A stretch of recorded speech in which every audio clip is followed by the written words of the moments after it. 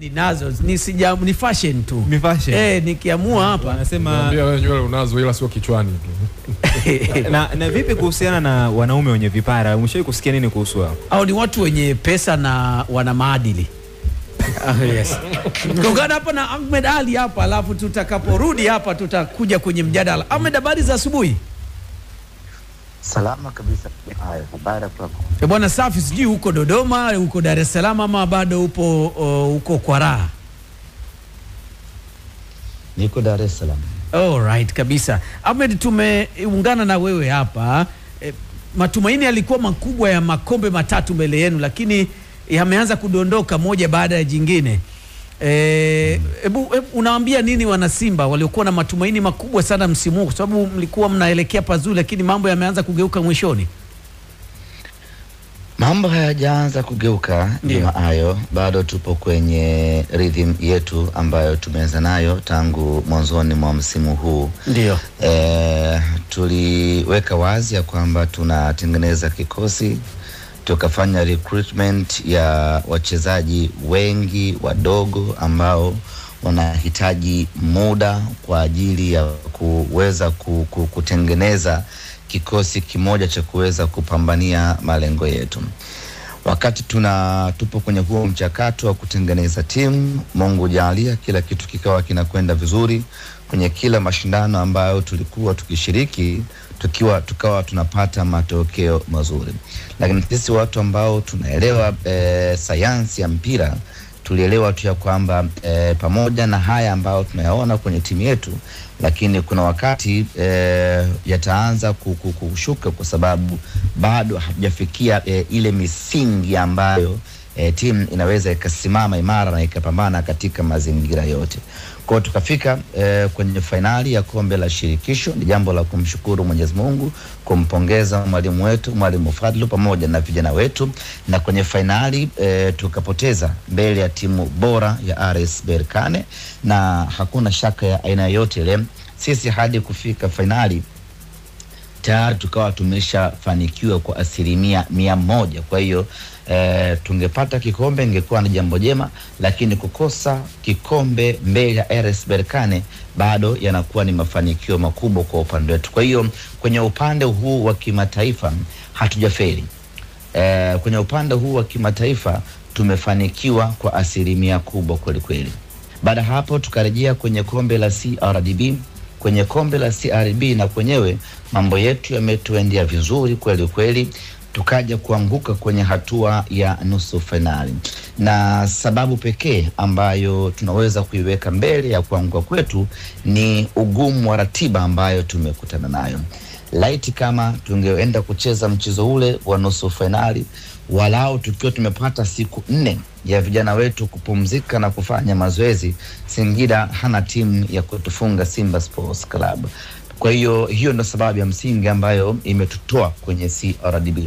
Kwenye ligi kuu ya NBC bado tunao nafasi kubwa na matumaini makubwa, na uzuri ni kwamba vijana sasa wanapata muda wa kupumzika, mwalimu anapata muda wa kutengeneza mipango yake ya kiufundi kuelekea katika mchezo huo, na baada hapo tunakwenda kucheza mechi yetu tarehe 15 tukiwa na vitu vyote, kwa maana vijana amepumzika vya kutosha, lakini kama haitoshi mwalimu ameshatengeneza mipango yake ya kiufundi kuelekea katika mchezo huo. Na sisi kwetu kombe la CRDB, kombe la NBC kwa maana ligi kuu ndiyo target yetu ya msingi zaidi kuelekea mwishoni mwa msimu huu. Na Ahmed, mnaona kabisa nafasi ipo ya kulichukua baada ya kulikosa kwa muda wa miaka 3? Ya, nafasi ipo kwa sababu tumesaliwa na michezo 3 ambayo tunatakiwa kushinda michezo yote.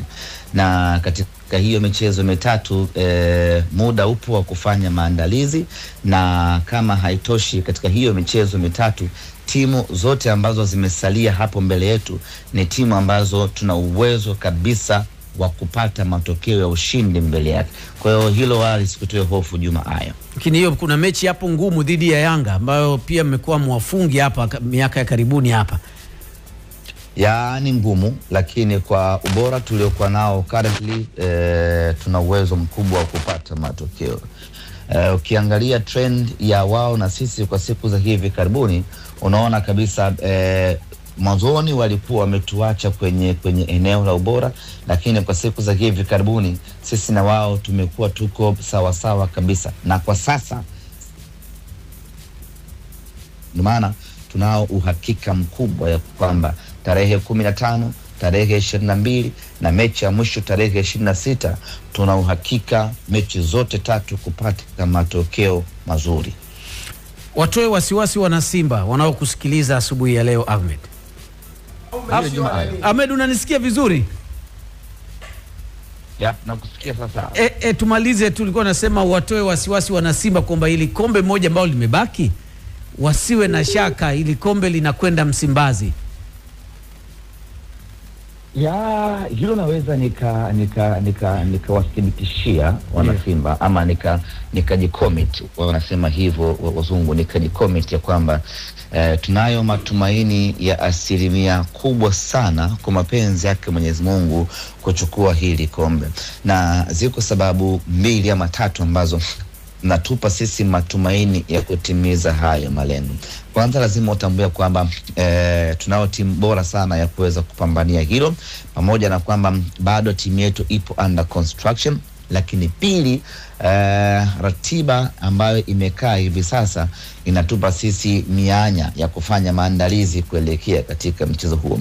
Lakini pamoja na kwamba tumekubaliana ya kwamba tunajenga timu, lakini tukasema ya kwamba tujenge timu lakini msimu umalizike walau na taji moja kubwa la heshima.